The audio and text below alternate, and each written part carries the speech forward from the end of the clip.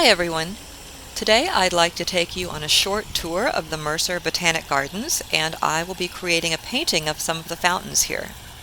The Mercer Gardens are open for free to the public from 8 a.m. to dusk year-round. I haven't been here since before Hurricane Harvey.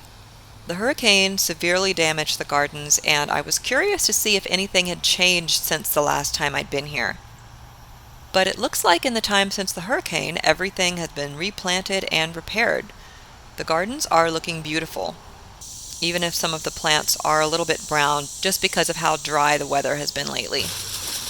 Now, since I filmed this in August, I wanted to arrive in the morning before the full heat of the day had set in, but as early as I was, it was still very hot and very humid.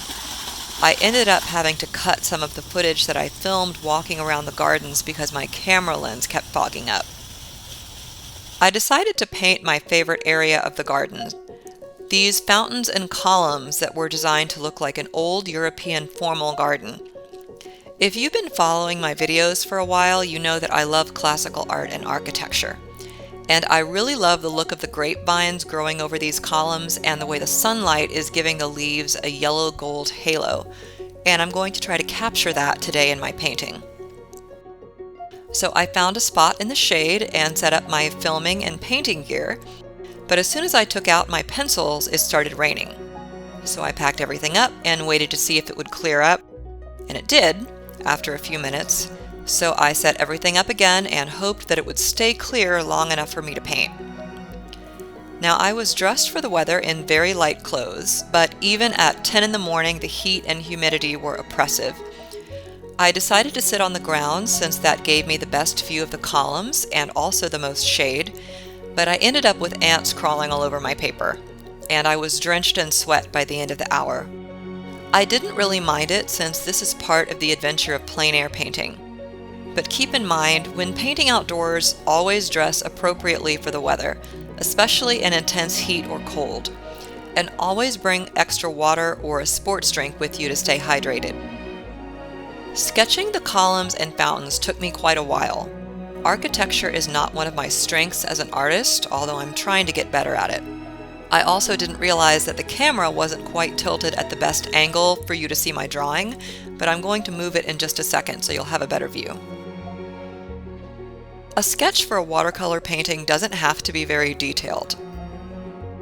The sketch kind of functions like a skeleton for the rest of the painting.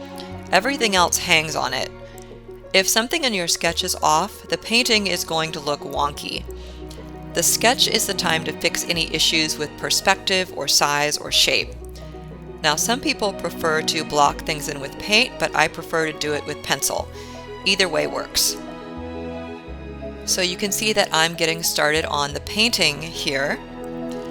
And as usual, I am working back to front. So I'm filling in the colors and values of the background first. In this case, I'm putting a yellow-gold glaze over the area where the vines are going to be. And I'm also starting to put in a dark green wash where some of the evergreens and other trees are right behind the columns. Now, as I get farther back into the painting, especially because this is a rough sketch, I am putting in fewer and fewer details. So the trees in the far background are basically going to be green washes and green blobs, basically, very impressionistic. And as I move towards the foreground, I'm going to put in a few more details like the shadows on the cement around the fountains. But I'm still going to leave this very loose, very washy, very impressionistic. Part of this is because I simply did not have the time that morning to sit and put in all of the details that I wanted to. Because of the extreme heat that day, I knew that I wouldn't be able to sit out as long as I might otherwise want to. So I wanted to get in everything that I possibly could in the time that I had, and in the time that I could still paint comfortably.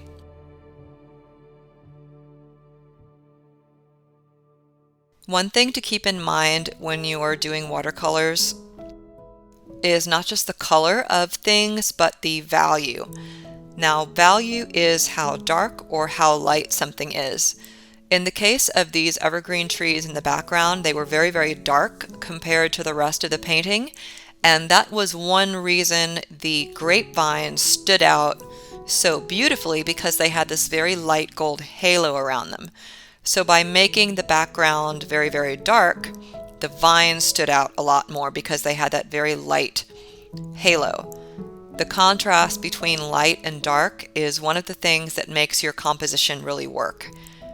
If you have trouble judging what value something is, how light or how dark it is in comparison to something else, try squinting your eyes until everything goes blurry, or if you have really bad vision like I do, just take your glasses off. When things go blurry, you'll be able to see a little bit better how dark and how light something is. Now this is the, I think, second time that I've painted these columns. The last time was several years ago. And I wanted to see whether my plein air painting skills had improved since then. And I think they have. And I may come back and paint this area again, probably later in the year when it's a little bit cooler.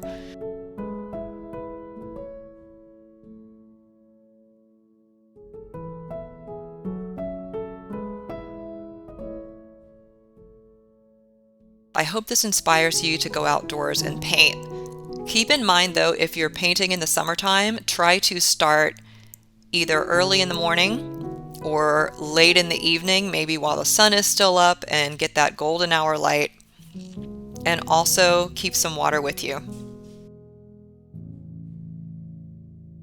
So thank you for watching, and I will see you in the next video.